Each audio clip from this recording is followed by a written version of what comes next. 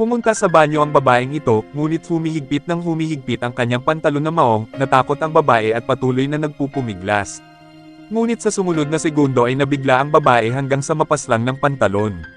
Naging masamang espiritu pala ang kakaibang pantalon, pinatay nito ang babae at nilinis ang mga mantsa ng dugo, na parang walang nangyari. Dumating ang isa pang babae upang gumamit ng banyo, nakita niya ang pantalon at tiningnan ang logo nito, ang babae ay agad na naakit. Hinubad niya ang kanyang sapatos at nagpalit ng pantalon na ito, nangyari na naman ang kakaiba, kontrolado ng pantalon ang mga binti ng babae. Namilipit ito, pagkatapos ay natamba siya at natamaan ng diretso ang kalawit. Nagawang matapos ng pantalon ang dobleng pagpatay. Gumapang siya palabas ng banyo at pumasok sa isang kahon, lumalabas na ang pares ng maong na ito ang pinakabagong modelo sa tindahan. Ito ay automatikong lumiliit ayon sa laki ng katawan, kahit anong hugis ng katawan ang magsuot ay magkakasya sila. Para sa kasalukuyang bagong product launch, ang boss ay nagpa-meeting sa mga staff. Ang hindi nila alam ay 2 empleyado na ang pinatay ng pantalon. Para malihim ang bagong produkto, umalis ang amo at nilock ang pinto ng tindahan, kusang bumubukas ang pinto kinaumagahan. Pumunta sa banyo ang bagong empleyadong si Zora, ngunit natagpuan niya ang mga empleyadong napatay. Natakot siya at tinawagan ng manager para makita ang eksena. Para hindi makagambala sa paglulunsad ng bagong produkto, sinabi niya kay Zora na maghintay hanggang bukas bago tumawag ng pulis. Pagkatapos ay itinago nila ang katawan sa basurahan. Ngunit sa gayon sandali nakita ni Jack ang pantalon na ito. Ito ang bagong produkto bukas, sabi niya, dapat nasa bodega ito. Akala niya aksidenteng nailabas niya, para hindi madiskubre ng manager ay palihim niyang binalik sa bodega. Nang makita niya ang logo ay natarante rin siya. Handa na siyang suotin at subukan pagkatapos ng pagbukas ng zipper ng pantalon, ngunit nabuksan din ang bite mode, maya-maya ay nakagat si Jack. Ang dugo sa sahig ay muling nilinis ng pantalon, nang malaman ng manager ay nakapak na si Jack sa kahon. Ang eksenang ito ay nagkataong natuklasan din ni Zora, nagpumilit siyang tumawag ng pulis. Ngunit ang manager ay inisip na ilulunsad ang bagong produkto bukas kaya pinatulog niya si Zora. Ang anchor na babae ay nagbebenta ng kanyang mga produkto ng live, ngunit ang mga tauhan na ito sa harap ng kanyang palabas ay kinilabutan ng ekspresyon nila. Umakyat na pala sa kanyang likod at balikat ang pantalon. Sa susunod na sandali, ang host na babae ay direktang sinakal ng maong. Nang hindi na lumingon ang mga tao at tulala, ang maong ay tumalon sa mesa at tumingin ito sa paligid. At pagkatapos ay sinunggaban ang karamihan, sa mga oras na iyon ay bumalik ang manager, ngunit nakita niya na ang lahat ay pinatay. Ang pantalon ay abala sa paglilinis ng dugo sa sahig. Tahimik siyang umatras at sinara ang pinto saka siya pumunta sa surveillance room. Sinabi niya sa babae na pinatay ng maong ang lahat. Ngunit hindi naniwala ang babae at inakala na baliw na siya. Nagpumilit siyang lumabas para tingnan, maya-maya ay napatay din ang babae sa pamamagitan ng pantalon na nakapaikot-ikot.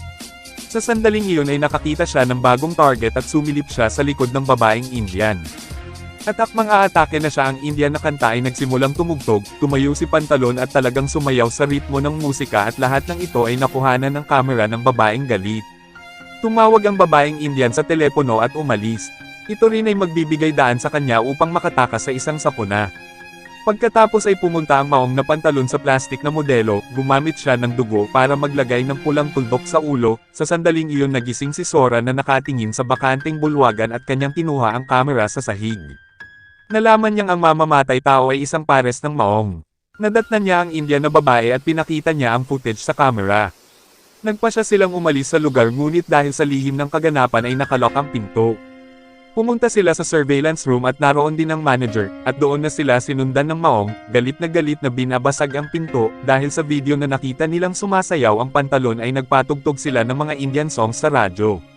Dahil doon huminto ang maong sa pagkatok sa pinto, nagsimulang sumayaw ng pang-Indian na sayaw. Pagtingin sa pulang tuldok sa noo ng plastik na modelo ay napag-alaman nila na ang maong ay nakakaintindi ng Hindi. Kaya nagpasya silang makipag-ayos sa maong sa radyo. Ang pantalon ay nagdala ng putol na braso at isinulat sa dingding ang nangyari sa kanya.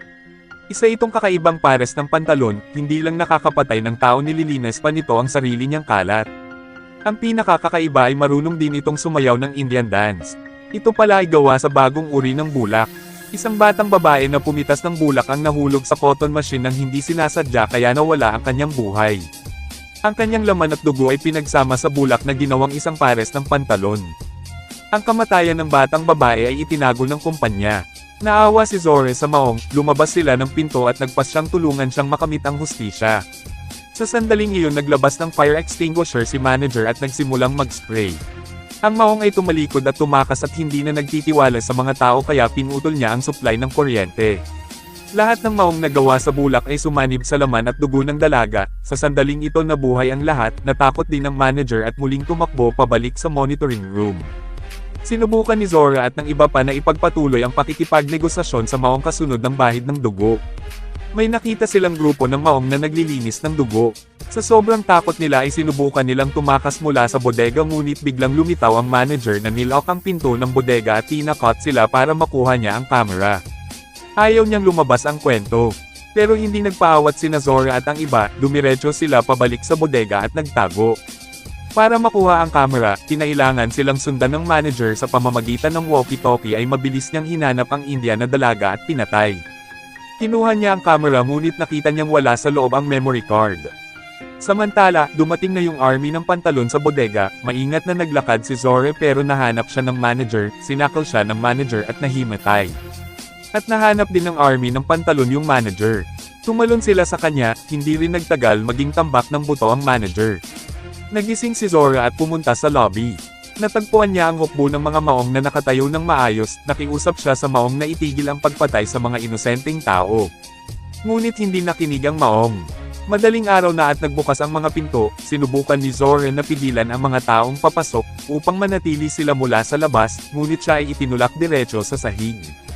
Ang hindi nila alam ay sasalubungin sila ng mga army ng pantalon para paslangin. At dyan na nagtatapos ang masaklap na kwento ng pelikula.